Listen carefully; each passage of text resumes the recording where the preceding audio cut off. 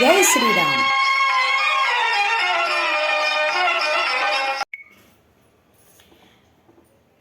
జై శ్రీరామ్. ఝాన్సీ ఆధ్యాత్మిక ముచ్చట్లకి స్వాగతం, సుస్వాగతం.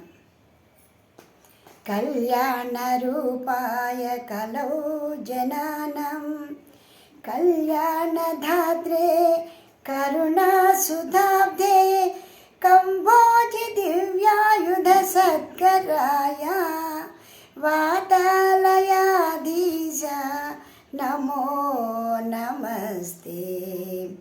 నారాయణ నారాయణ నారాయణ నారాయణ నారాయణ నారాయణ నారాయణ నారాయణ నారాయణ నారాయణ నారాయణ నారాయణ నారాయణ నారాయణ నారాయణ నారాయణ. ఈ పాటికి మీ అందరికీ అర్థమైపోయి ఉంటుంది నేను దేని గురించి అది చెప్పబోతున్నాను.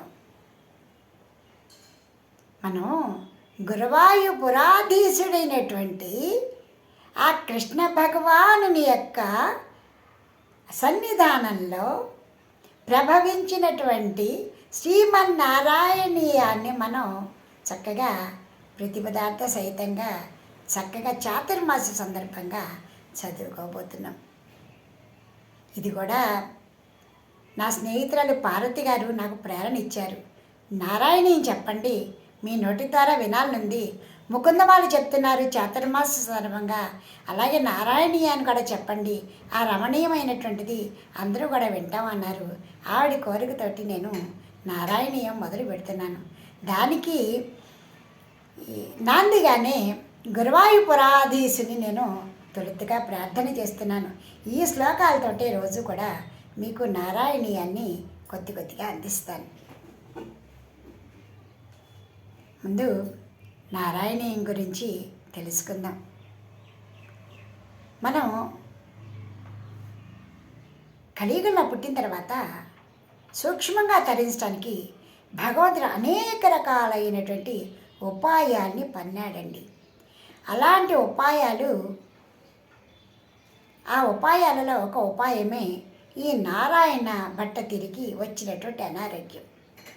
ఆయనకు వచ్చినటువంటి అనారోగ్య కారణంగా ఆయన ఆ బాధ తట్టుకోలేక నేను కేవలం ఆ భగవంతుని శరణాగతి పొంది ఆ భగవంతుని యొక్క సన్నిధానంలో ఆ భగవంతుని కీర్తన చేస్తే కానీ నాకు స్వస్థత రాదు అని భావించి ఆయన చివరికి ఆ గురువాయూరు వచ్చారు. అయితే ఆయన గురువాయూరే ఎందుకు రావాల్సి వచ్చింది? అనేక పుణ్యక్షేత్రాలు ఉన్నాయి కదా అంటే అది కాదు. దానికి ఉన్నటువంటి ప్రాశస్త్యం చెప్తున్నాను వినండి. అసలు ఈ నారాయణ భట్టి మహాభక్తుడు. ఆయన నంబూద్రి వంశంలో నంబూద్రి కులంలో బ్రాహ్మణ వంశంలో పుట్టాడు. అంత మాత్రాన గొప్ప భక్తుడు అవుతాడు కాదు. ఆయన జన్మతః మహా గొప్ప భక్తుడు. వేదాంగాలను అభ్యసించాడు ఆయన చిన్నతనం నుంచి. ఇతిహాసాల్ని పురాణాల్ని కూడా ఆయన ఆస్వాదించేశాడండి. అలాంటి మహానుభావుడికి అనుకోకుండా కొంత అనారోగ్యం వచ్చింది. ఆ అనారోగ్యం నుంచి బయటపడటానికి ఆయన ఇంకా నాకు నీవే శరణాగతి అంటూ ఇందాక మనం ముకుందమాలలో చెప్పినట్టుగా ఆ గురువాయూపురం వెళ్ళటము, ఆ దేవదేవుని ప్రార్థన చేయటము జరిగిందనమాట. అక్కడ ప్రభవించినదే, ఆ భూలోక వైకుంఠంలో ప్రభవించినదే ఈ శ్రీమన్నారాయణీయము. అసలు శ్రీమన్నారాయణీయం అంటే చాలు ఆ లక్ష్మీనారాయణులిద్దరినీ కూడా మనం తలుచుకున్నట్టే. అంతేకాదు ఆ శ్రీమన్నారాయణీయము చదవటంతో ఆ గురువాయూరు వెళ్ళటంతో ఆ పరమేశ్వరుని సాన్నిధ్యంలో ఆ అంబ పార్వతీ పరమేశ్వరులకు సాన్నిధ్యంలోకి చేరినట్లే. అందుకు కూడా పెద్ద కారణం ఉందండి. ఇదంతా కూడా కేవలం భగవంతుని యొక్క కృప, ఆయన కల్పన తప్పించి వేరే ఏమీ లేదు. ఏం జరిగిందంటే ఒకప్పుడు ఆ వైకుంఠవాసుడు సాక్షాత్తు ఆ శ్రీమన్నారాయణుడి తన యొక్క అర్చామూర్తిని తీసి బ్రహ్మదేవుని చేతిలో పెట్టి, నాయన బ్రహ్మదేవ, వైకుంఠనాథుడు వస్తున్నది కలియుగం, సకల జనులు కూడా తరించాలి, ఆ భగవంతుని యొక్క రూపాన్ని చూసి మన కలియుగంలో నామస్మరణ చేసుకుంటూ కూర్చుంటే మనస్సు లగ్నం కాదండి. ఎందుకంటే మనకి మన మీద ఈ ఈ ప్రకృతిలో ఉన్నటువంటి త్రిగుణాల యొక్క ప్రభావం మన మీద ఉంటుంది. ఒక ఆకర్షణీయమైనటువంటి రూపం మనం ఎదురుకుండా కనిపిస్తూ ఉంటే కానీ మన మనసు లగ్నం చేయలేము. ఆ కారణంగా ఆయన భగవంతుడి కదండి, తండ్రి కదండి. మన కోసం మన తల్లి తండ్రి బ్యాంకులో డబ్బు డిపాజిట్ చేస్తున్నట్టుగా మన కోసం అన్ని సౌకర్యాలు చేస్తున్నట్టుగా ఈ కలియుగం వస్తోంది. జనులందరూ తరించాలి అనే ఉద్దేశంతో ఆయన ముందే ఊహించి ఆ వైకుంఠనాథుడు తన యొక్క అర్చామూర్తిని తీసి ఆ బ్రహ్మదేవుని ఆ చేతిలో పెట్టి దీనిని కలియుగంలో జనులందరూ తరించేటువంటి ఒక పుణ్య ప్రదేశంలో పెట్టమని చెప్పడం జరిగింది. అయితే అప్పుడు ఆయన ఏం చేశాడు, ఆ బ్రహ్మదేవుడు దీనిని తీసుకెళ్ళి సుతపుడు అనేటువంటి మహర్షికి ఇచ్చారు. ఆ సుతపు మహర్షి కశ్యపుని మహర్షికి అందించారు. ఆ కశ్యపుడు ఏం చేశారు, దాన్ని తీసుకెళ్ళి కృష్ణ భగవానుని తండ్రి అయినటువంటి వసుదేవునికి సమర్పించారు. మరి ద్వాపరయుగం వచ్చింది. ఆ వసుదేవులు మహద్భాగ్యంగా భావించి దానిని ద్వారకలో ప్రతిష్ఠించి అత్యంత వైభవంగా ప్రార్థనలు పూజలు చేస్తూ మహా అద్భుతంగా ఆనందదాయకంగా ఉన్నారు. మరి కాలం గడుస్తూ ఉంటుంది కదా, ద్వాపరయుగంతో అయిపోతుంది, జలప్రేరణ వచ్చింది. అప్పుడు ఈ అర్చామూర్తి కొట్టుకుపోకుండా కాపాడి రక్షించి ఒక పరమ పవిత్రమైనటువంటి ప్రదేశంలో ప్రతిష్ఠించవలసింది అని కృష్ణ భగవానుడు తన భక్తుడైనటువంటి ఉద్ధవునికి చెప్పడం జరిగింది. అప్పుడు ఆ ఉద్ధవుడు ఆ కృష్ణ భగవానుని యొక్క మూర్తిని తీసుకుని బృహస్పతికి ఇచ్చి కృష్ణ భగవాని యొక్క ఆదేశాన్ని తెలియజేశారు. అప్పుడు బృహస్పతి నా వల్ల ఒక్కడి వల్ల కాదు కదా అని చెప్పేసి వాయుదేవుని యొక్క సహకారం తీసుకుని ఎక్కడ పవిత్ర క్షేత్రం దొరుకుతుందా ఈ అర్చామూర్తిని, ఈ కృష్ణ భగవానిని, ఈ వైకుంఠధాముని ప్రతిష్ఠించాలి అని చక్కగా తిరుగుతున్నారండి. ఎంత వెతికినా దొరకలేదు. అప్పుడు ఆ పరమేశ్వరుడు అనుగ్రహించి ఆ పరమేశ్వరుని ప్రార్థన చేశారు. అప్పుడు ఆ పరమేశ్వరుడు అనుగ్రహించి నీవు సముద్ర తీరాన ఉన్నటువంటి అంబాపురంలో దీనిని ప్రతిష్ఠ చెయ్యి. అంబాపురంలో అమ్మ నా కోసం తపస్సు చేసింది, నేను తపస్సు చేశాను. అటువంటి తపోభూమిలో ఆ కృష్ణ భగవానుని యొక్క ఆ మూర్తిని ప్రతిష్ఠ చెయ్యి అని ఆయన ఆ ప్రదేశాన్ని చూపించారు. అప్పుడు బృహస్పతి వాయువు వచ్చి ఈ అంబాపురంలో ఆ కృష్ణ భగవానుని అక్కడ ప్రతిష్ఠ చేశారు. అయితే అంతవరకు అది అంబాపురమే. ఆ అంబాపురాన్ని ఆ పరమశివుడు కూడా చక్కగా చూడండి, దానిని ప్రతిష్ఠించినటువంటి వారి పేరు మీదుగా గురుడు, బృహస్పతి అంటే గురుడు, వాయువు అని గురువాయూరు అనేటువంటి పేరు అప్పటి నుంచి కూడా అంబాపురం గురువాయూరుగా స్థిరపడి పిలువబడుతూ ఉందన్నమాట. ఆ విధంగా గురువాయూరులో ఆ కృష్ణ భగవానుడి యొక్క అర్చామూర్తి వచ్చి ప్రతిష్ఠింపబడింది. అలాంటి గురువాయూరు వచ్చి ఎవరు, మన నారాయణ భట్టతిరి.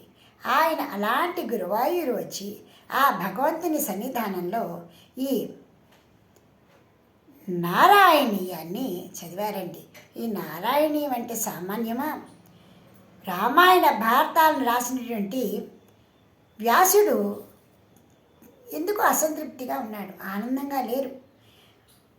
చాలా ఏదో అసంతృప్తి, తెలియనటువంటి భ్రాంతి. ఎన్నో వేదాలను కూడా నేను విభజించాను, ఉపనిషత్తులు రాశాను, రామాయణ భారతాలు రాశాను, ఇంకా ఏమిటి అసంతృప్తి, తృప్తిగా లేదు ఏమిటి అని బాధపడుతున్న సమయంలో నారద మహర్షి వచ్చి ఆయన అన్నీ ఇచ్చావు, దాంట్లో ఏది రామరసం ఏది, నారాయణ రసం ఏదయ్యా, భక్తి రసం ఏది, జీవం ఏది, కాబట్టి నీవు ఆ భగవంతుని యొక్క గుణగానాన్ని కీర్తిస్తూ భాగవతాన్ని రాయి అని చెప్పారు.